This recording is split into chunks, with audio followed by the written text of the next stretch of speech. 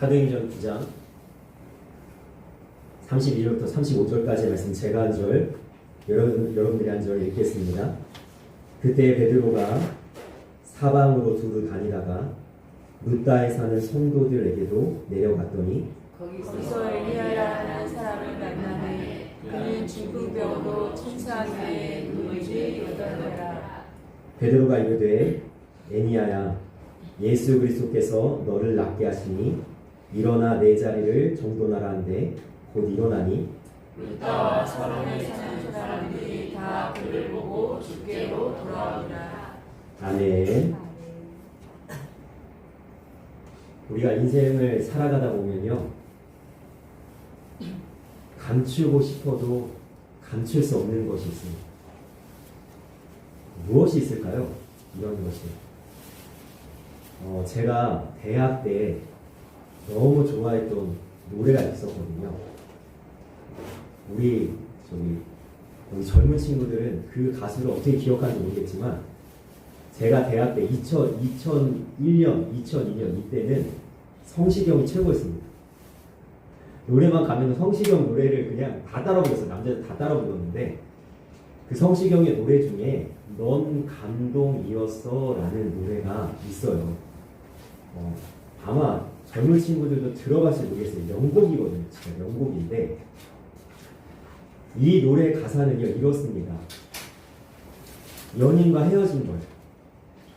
그래서 그 연인과 함께했던 감동이었던 자기의 시간을 추억하면서 그 아픔 때문에 그 연인을 잊지 못하고 다시 한번 되돌리고 싶은 간절한 소망을 담아서 노래를 하는데요. 여기서 감추고 싶어도 도저히 감출 수 없는 이 노래 주인공의 헤어진 이 남자의 마음이 담겨져 있는데, 2절의 가사가 이렇습니다. 초라할 때 어설픈 나의 눈빛은 행복했던 지난날과 너무 달라서 이별했음을 느낄 수밖에. 여러분, 이 사람의 아픔이 느껴지시나요? 초라했대요. 그런데 자기는요 어설픈 눈빛으로 이별했다는 거, 헤어졌다는 걸 감추고 있었던 거예요. 야, 나 안 헤어졌어. 야, 나 아프지 않아. 나 그렇게 슬프지 않아. 그러면서 친구들한테 막 그걸 어떻게든 숨기려고 했지만, 친구들이 뭐예요? 예전에 사랑했던, 행복했던 그 모습과 너무 다르니까 친구들이 말하지 않아도 아무리 감춰도 눈치챘다는 거죠. 이별했으면 느낄 수밖에 없었다는 거죠. 그런데 이 이별의 아픔도 감출 수가 없고 숨길 수가 없겠지만, 이거보다 더 우리가 숨길 수 없고 감출 수 없는 것이 뭐냐면 바로 사랑의 감정입니다. 여러분, 이런 이야기들을 사람들이 하더라고요. 재채기와 사랑은 숨길 수 없다, 이런 이야기 하더라고요. 이거 주체할 수 없는 사랑하는 마음 어떡하겠어요? 우리 예전에 젊었을 때 보면 분명히 저 친구가 저 친구를 사랑하는 거를 알겠어, 그죠? 나한테 이야기하지 않아도 알겠잖아요. 왜냐하면 사랑은 감출 수 없으니까. 눈빛을 보고 대하는 걸 보고 이렇게 하는 걸 보면은 이렇게 감출 수가 없듯이 사랑하면 감출 수가 없는데, 그럼 오늘 베드로의 이 감출 수 없는 마음이 오늘 32절의 말씀에 드러나 있거든요. 한번 32절 말씀 한번 읽어볼까요? 시작. 베드로가 사방으로 다니다가 룻다에 사는 성도들에게로 내려가더니. 아멘.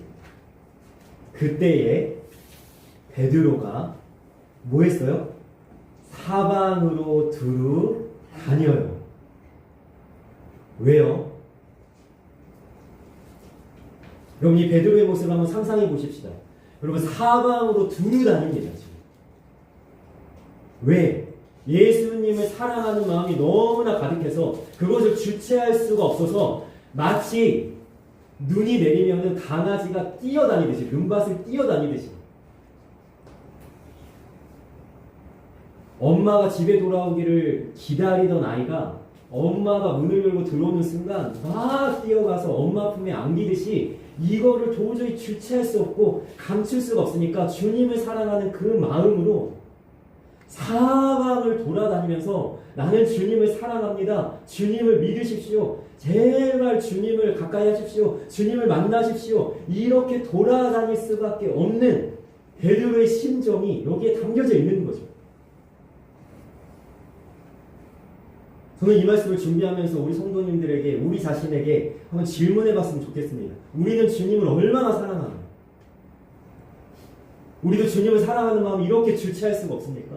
사방으로 두루 다닐 정도로, 방방 뛸 정도로, 정말 어쩌지 못할 정도로 여러분 주님을 그렇게 사랑하고 계세요? 그 사랑의 이야기를 먼저 베드로의 모습이 보여주고 있는 겁니다. 이렇게 주님을 사랑해야 합니다. 여러분, 구약에서 하나님을 사랑한다는 고백을 누가 가장 먼저 하는지 아세요? 다윗입니다. 구약에서 하나님을 사랑한다는 가장 너무나 감동적인 고백이 다윗의 입술에서 나오는데요. 시편 18편 1절 말씀을 보니까 나의 힘이 되신 여호와여 내가 주를 사랑하나이다. 여러분, 이 시편 18편은 어떤 배경에서 쓰여졌냐면 하나님께서 모든 원수의 손에서 다윗을 건져주신 것이에요. 드디어 다윗의 왕위가 견고해지고 모든 원수를 제압하고 난 그때에 여러분 다윗은 하나님을 어떻게 고백하냐면 나의 모든 환난에서 나를 지키신 하나님이라고 고백하거든요. 여기서 나의 힘이라는 이 단어는 어떤 뜻이냐면 히브리어 언어로는 가장 안전한 곳이라는 것이죠. 얼마나 다윗이 환난을 많이 당합니까? 얼마나 힘든 시간을 보냅니까? 자기를 죽이려고 쫓아다녔던 사울, 수풀에 숨고 광야에 숨고 동굴에 숨었던 다윗이 이제는 드디어 자기 원수가 다 죽고 모든 것을 다 평정한 그때에 하나님은 나의 가장 안전한 곳입니다라고 고백하면서 내가 하나님을 사랑합니다. 여러분, 신약에도 주님을 향한 가장 절절한 사랑의 고백이 나오는데 그게 어딘지 아세요? 바로 베드로가 하는 고백이에요. 요한복음 21장에 예수님을 3번이나 부인했던 베드로를 예수님께서 찾아오세요.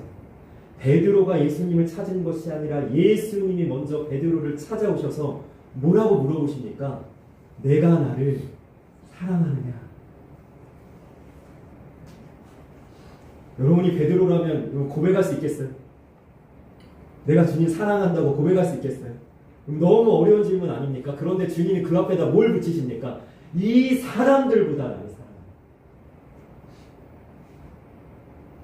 베드로가 자기 진심을 담아서 예수님을 부인했었음에도 불구하고 넘어지고 쓰러졌고 자기가 그렇게 정말 주님을 모른다고 했음에도 불구하고 자기의 마음을 다 담아서 뭐라고 고백합니까? 내가 주님을 사랑하는 줄을 주께서 아시나이다. 그러니까 우리가 오늘 이 등장하는 베드로의 모습을 보면요, 여러분 어떤 거를 여러분 우리가 느껴야 되냐면 이런 겁니다. 여러분 복음서에 나오는 베드로가요 얼마나 믿음이 없습니까? 얼마나 엉망진창입니까? 그죠? 연약하고 그리고 예수님한테 꾸중을 듣죠. 사단아 내 뒤로 물러나라 믿음이 적은 자들 어찌하여 두려워하느냐. 가장 꾸중 많이 받고 야단 많이 받았던 게 베드로예요. 근데 여러분 그 베드로가 복음서를 지나면서 어떤 인물로 바뀌는지 우리가 보는 거죠. 얼마나 이 베드로가 견고하게 세워지는지 그 이름처럼 반석처럼 되어지는지 우리는요 복음서를 통해서 특별히 사도행전 1장 2장의 오늘 말씀 속에서 여러분 베드로가 얼마나 바로 세워지는지 우리가 다 알고 있잖아요. 여러분. 우리가 예수님을 믿으면서 해야 될 일이 뭐냐면 예수 그리스도 앞에서 우리를 바로 세우는 싸움을 싸워야 되는 거예요. 우리가 예수님을 정말로 이렇게 베드로처럼 절절히 사랑할 수 있는 그러한 마음을 우리가 가지기를 힘써야 되는 겁니다. 그래서 그렇게 세워진 베드로가 지금 사방으로 두루 다니고 있는 거예요. 지난주에 주일 오후에 제가 장례식을 가게 됐습니다. 근데 그 장례식장에서요, 제가 정말로 잊을 수 없는 독특한 경험을 하나 했는데요. 이쪽에 이제 입관 예배를 드리는 거예요. 영정을 모셔놓은 곳에서 이제 목사님을 모시고 이제 성도들이 많이 모여가지고 수십 명이 이쪽에서 예배를 드리는데, 제가 예배의 끄트머리에 앉았어요. 그러니까 목사님은 저쪽에 계시고 저는 끄트머리에 앉아가지고 제 앞에가 장례식장의 입구입니다. 그러니까 제가 예배 시간임에도 불구하고 목사임에도 불구하고 제가 그 장례식 그 입관 예배 때 어떤 싸움을 싸워야 했냐면, 제가 정말로 모든 시선과 귀를 집중해가지고 예배를 잘 드리려고 막 그냥 애를 써야 예배를 드릴 수 있는 그런 열악한 상황 속에 제가 앉아 있었어요. 솔직히 장로님의 기도 소리는 거의 안 들렸어요. 아멘도 제대로 못하고 무슨 기도를 하시는지도 안 들리는데, 다행인 것은 목사님의 발성이 너무 좋으셔가지고 제가 거리가 먼데도 불구하고 목사님 목소리 잘 들리더라고요. 어떤 말씀을 전하는지. 그런데 제가 아멘을 제일 크게 했습니다. 예배 잘 드리려고. 야, 내가 오늘 은혜 받아야지. 내가 예배 자리 나왔는데 내가 말씀 잘 들어야지. 이러면서 제가 아멘을 가장 크게 하면서 끄트머리에 딱 앉아 있었어요. 여러분, 우리의 신앙이 바로 이 싸움인 거예요. 어떻게 하면 내가 말씀으로 세워질까? 어떻게 하면 내가 신앙의 싸움을 잘 싸워나갈까? 내가 어떻게 하면 예수님을 바라보면서 흔들리지 않고 요동치 않으면서 두려워하지 않으면서 강하고 담대함으로 믿음의 걸음을 걸어나갈까? 이 싸움이 우리의 싸움이라는 거예요. 베드로가 예수님 안에서 바로 세워지는 싸움을 싸웠고, 그리고 이제는 위대한 사도로 주님 앞에 사용되는 것을 볼 때에, 여러분, 제가 어떤 목사님의 송구영신 예배를 드리는데 그 목사님은요 이런 소망을 가졌대요. 무슨 소망이냐면, 자기가 섬기는 모든 한국교회가 존경하는 담임 목사님을 바라보면서 저 목사님은 하는데 나는 왜 못하냐. 심지어 성경의 인물들을 보면서도 자기는 그런 도전을 했대요. 다윗이 이렇게 신앙의 권을 걷는데 나는 왜 못하냐. 베드로가 이렇게 사는데 나는 왜 못하냐. 여러분, 우리가 이러한 신앙의 도전을 우리의 마음 가운데 가지길 원합니다. 여러분, 우리도 주님과 같이 바로 베드로처럼 세워지길 원하고, 베드로처럼 주님을 이렇게 절절히 사랑하는 마음을 가지기를 주님의 이름으로 간절히 소망합니다. 아멘. 여러분, 이렇게 잘 세워지고 주님을 사랑하는 베드로가 여러분 그 주체할 수 없는 마음으로 사방을 두루 돌아다니며 뭐 했을까요? 복음을 전하고 있는 거예요. 제가 좀 전에 장례식장에 입관 예배 가운데 끄트머리에 앉아 있었다고 했죠. 여러분, 이 독특한 경험은요, 예배 어떻게든 집중해야 되겠다 이것으로 끝난 것이 아니라, 여러분, 제가 중간에 앉아 있었어요. 중간. 장례식장 있고, 여러분, 여기는 영정을 모신 곳. 여러분, 제 왼쪽은 누가 있었을까요?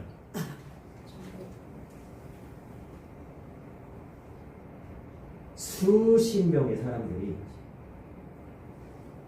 이쪽에서는 예배가 드려지고 하나님을 바라보고 찬양과 기도 소리와 말씀 소리가 들리지만, 여러분, 그 예배랑 전혀 상관없어요.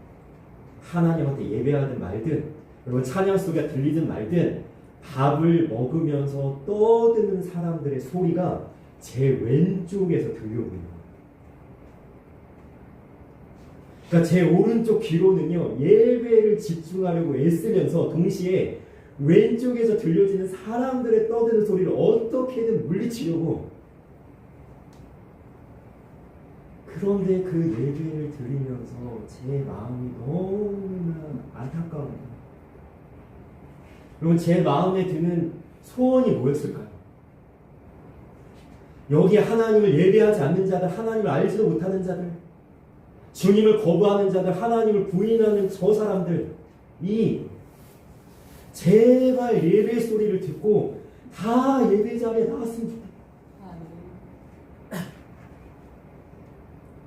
그러니까 제가 오른쪽에는 하나님을 예배하는 영적으로 살아있는 자들의 모임 가운데 제가 있는데, 왼쪽에는 어떤 사람들이 있어요? 영적으로 죽은 사람들이 하나님과 상관없이 떠들고 있는 그 사이에 제가 있었던 거예요. 그래서 그런 자리에 우리가 있을 때 여러분 할 수만 있으면 우리 어떻게 해야 될까요? 살아있는 자의 모습으로 서 있는 내가, 그죠? 우리가 어떻게 해야 될까요? 영적으로 죽어있는 자들을 향해서 나아가야 되는 거죠. 예수님을 믿으라고, 예배 자리에 나오라고, 여러분 하나님을 믿고 살으라고 이야기할 수 있어야 되겠죠. 여러분 지금 베드로가 하는 일이 바로 그 일이라는 거예요. 베드로가 예수 그리스도 안에서 살아있는 자가 됐고 사도로 부름을 받았고 누구보다도 예수님을 사랑하는 사람인데, 여러분 그가 사방으로 두루 다니다가 죽은 것 같은 한 사람을 만나게 됩니다. 여러분 말씀 한번 볼까요? 33절 같이 읽겠습니다. 시작. 거기서 에리야라 하는 사람을 만나매 그는 중풍병으로 침상에 누운 지 8배라. 아멘. 그리고 중풍병 걸린 분을 혹시 보신 적 있으신가요? 저는 제가 섬기던 교회에 목사님의 어머니가 이렇게 그냥 누워 계셨어요. 한 제가 8년 정도를 제가 이제 많이는 못 뵀죠. 담임 목사님의 어머니시기 때문에 제가 많이는 못 뵀지만 제가 찾아가면 눈 마주치는 게 다예요. 한 번도 그분의 목소리를 들은 적이 없고요. 그저 누워 계시는데 손 한 번 잡아 드리는 게 정말이었어요. 여러분 중풍병은요 아주 심각한 질병이고 말도 제대로 하지 못하고 거동도 불편한 움직임조차 쉽지 않은 병이 바로 이 중풍병인데, 여러분 산자된 베드로가 이 죽은 것 같은 8해 동안 중풍병을 앓고 있는 에니야를 향해서 지금 간 겁니다. 여러분 이러한 신앙의 모습과 이러한 복음을 전하는 모습이 우리에게 있기를 원합니다. 그럼 이런 모습으로 우리는 살아야 되는데요. 제가 고린도전서 11장 1절 말씀을 가져왔거든요. 같이 한번 읽어보도록 하겠습니다. 시작. 내가 그리스도를 본받는 자가 된 것 같이 너희는 나를 본받는 자가 되라. 아멘. 여러분 너무나 잘 알고 있는 말씀이지만 이 말씀은요 두 부분으로 나눌 수가 있습니다. 먼저 첫 번째, 사도 바울은 자기 자신이 그리스도를 본받기 위해서 무던히도 애썼다는 거예요. 사도 바울만큼 예수님 본받은 사람 있습니까? 역사상 단 한 번도 없었을 거예요. 정말 대단한 사람이 이 사도 바울이거든요.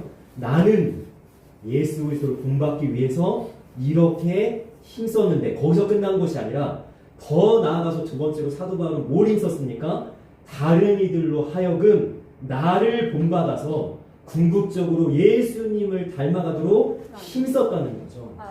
여러분 이 신앙의 두 가지가 우리 모두에게 있어야 되는 줄 믿습니다. 내가 예수님을 본받기 위해서 바로 서기 위해서 애써야 되고, 그 다음에 다른 이들로 하여금 예수 그리스도 안에서 바로 서도록 그들을 이끌고 가르치고 전하는데 힘쓰는 우리의 모습이 있기를 원합니다. 여러분 사도 베드로가요 이 두 사이에 있었던 거예요. 살아있는 자와 죽은 자의 사이에서.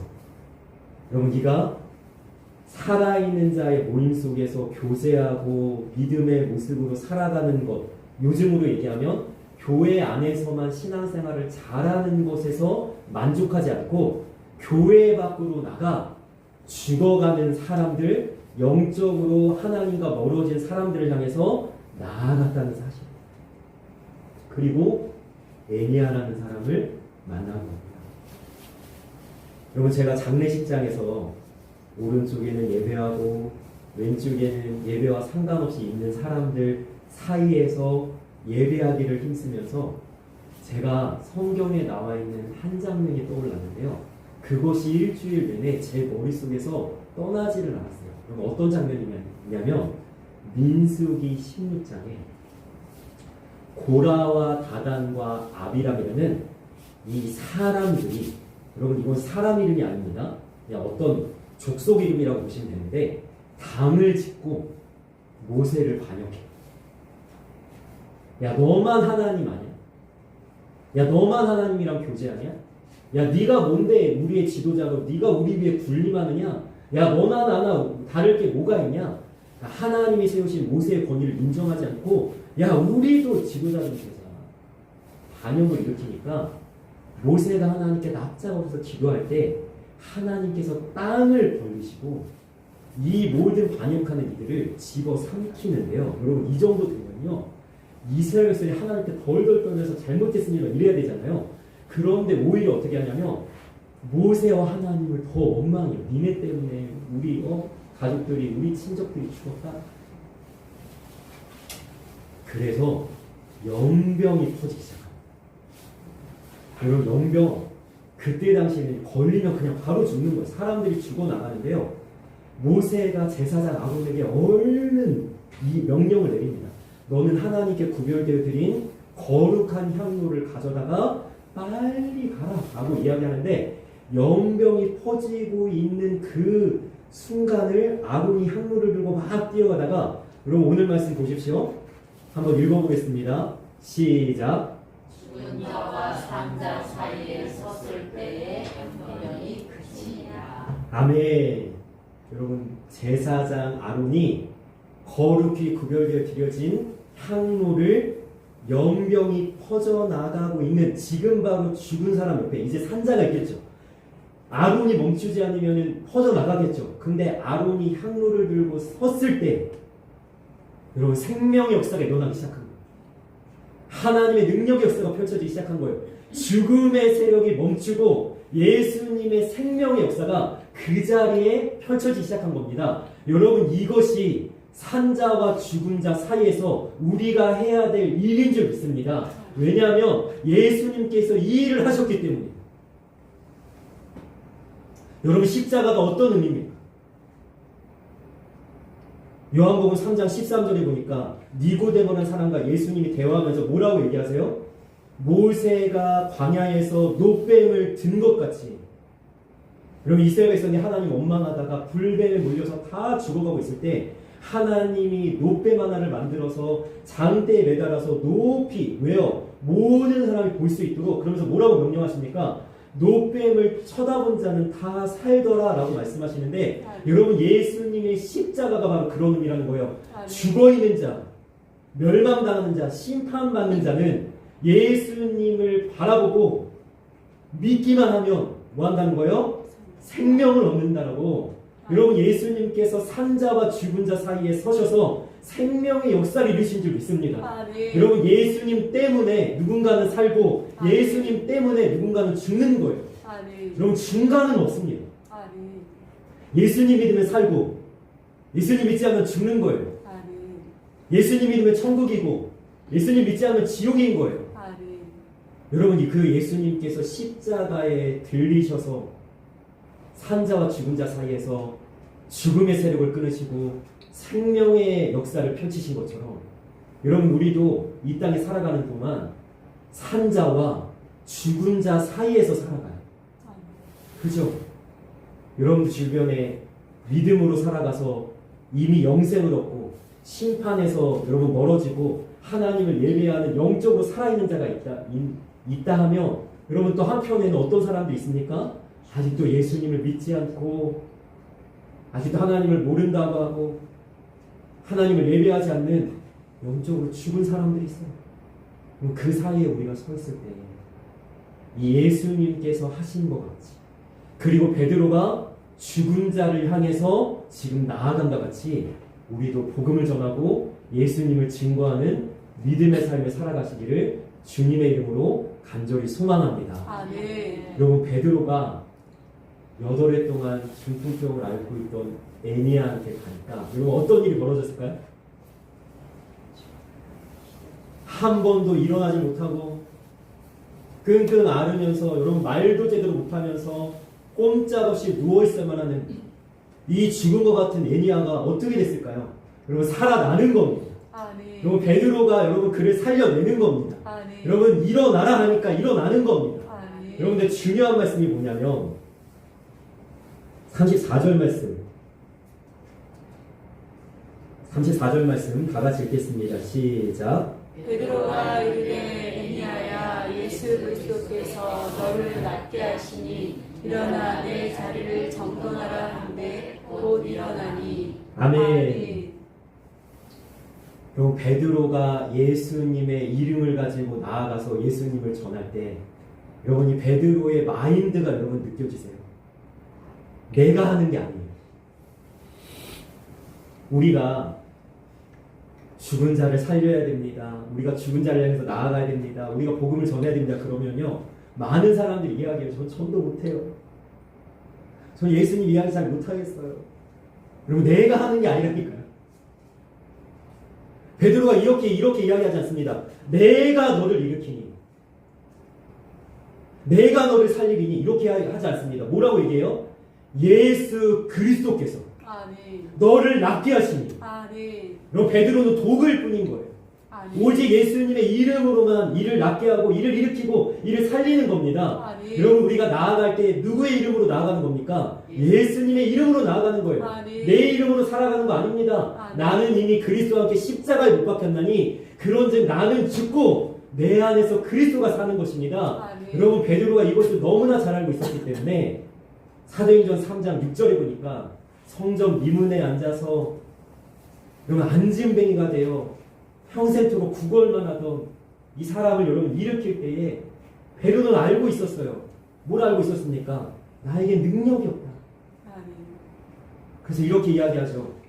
은과 금은 내게 없거니와 나는 가진 것도 없고 나는 너를 일으킬 능력도 없고 나를 그렇게 바라봄으로 인해서 네가 나로 인해 얻을 것은 없다. 그러나 내가 가진 것으로 너에게 명하노니 무엇입니까? 나사렛 예수 그리스도의 이름으로 명하노니 일어나 걸으라. 아멘. 아멘. 여러분 내 안에 있는 예수님의 능력이 있으십니다. 아멘. 그래서 우리는요 예수님으로 살고 예수님으로 전하고 예수님의 이름으로 능력을 행하는 것입니다. 아멘. 그래서 우리는요 산자와 죽은 자 사이에 살아가는 이 인생 걸음을 걸어나갈 때 뭐 어떻게 해야 될까요? 그러니까 예수님의 이름으로 그리고 나아가서 그리고 정말 예수님 믿지 않는 자 저희 마음속에도 그리고 저희 아들들 중에 예배 자리를 안 나오고 하나님을 안 믿는 아들들이 있어요. 아이가 결혼을 하고 아이까지 낳았는데 아직도 예수님을 믿지 않아서 제가 눈물로 절절히 기도하면서 살아가거든요. 하나의 아들 또한 예배 자리에서 멀어진 지 지금 수년이 되어서 제가 다시 예배 자리를 되찾기를 간절히 소망하면서 부르짖고 있습니다. 우리 주변에 우리의 가족과 우리 친척과 우리 이웃 중에 아직도 예수님을 몰라서 지금 지옥을 향해 심판을 향해 지금 나아가고 있는 사람들 있잖아요. 그들을 우리가 구원하기 위해서 베드로와 같이 그 죽은 자를 향해 나아가고 주 예수 그리스도의 이름으로 일으키고 살리는 하나님의 사람들이 되시기를 주님의 이름으로 간절히 소망합니다. 아멘. 그럼 오늘 말씀을 한번 정리해 볼까요? 베드로에게는요 주체할 수 없는 예수님을 향한 사랑이 있었어요. 그래서 어떻게 합니까? 사방으로 두루 다니는 거예요. 예수님 전할 수밖에 없는 거예요. 예수님을 말할 수밖에 없는 거예요. 그가 사실은 말하지 않고 다 표현하지 않아도 그의 눈빛과 그의 표정과 그의 삶의 태도가 이미 예수님으로 머리부터 끝까지 가득 충만해서 누구든지 베드로만 보면 예수님을 발견할 수밖에 없는 그런 존재로 베드로가 서 있는 겁니다. 여러분, 이렇게 주님 앞에 바로 세워진 우리의 모습이 있기를 원합니다. 여러분, 그리고 그 모습을 가지고 내가 얼마나 예수님 때문에 은혜를 받았는지, 내가 얼마나 예수님을 사랑하는지, 내가 얼마나 예수님으로 인해서 내가 기쁜지를 여러분 사람들에게 이야기하십시오. 당신도 예수님 믿으면 이렇게 기쁩니다. 당신도 예수님을 믿으면 이렇게 좋습니다. 예배하는 것이 얼마나 좋은지 모릅니다. 이렇게 이야기하면서 사람들을 살릴 수 있는 은혜가 있기를 원합니다. 여러분, 그런데 그렇게 살릴 때 어떻게 해야 된다고요? 내 이름으로 하는 거 아닙니다. 예수 그리스도께서 너를 낫게 하시니 일어나. 여러분, 이렇게 선포할 수 있는 예수님의 능력으로 여러분 예수님께 사용되어지고 쓰임받아서 여러분 우리의 가족과 이웃들과 우리 주변의 사람들을 살리는 하나님의 사람들 다 되시기를 주님의 이름으로 간절히 소망하며 축원합니다. 아멘.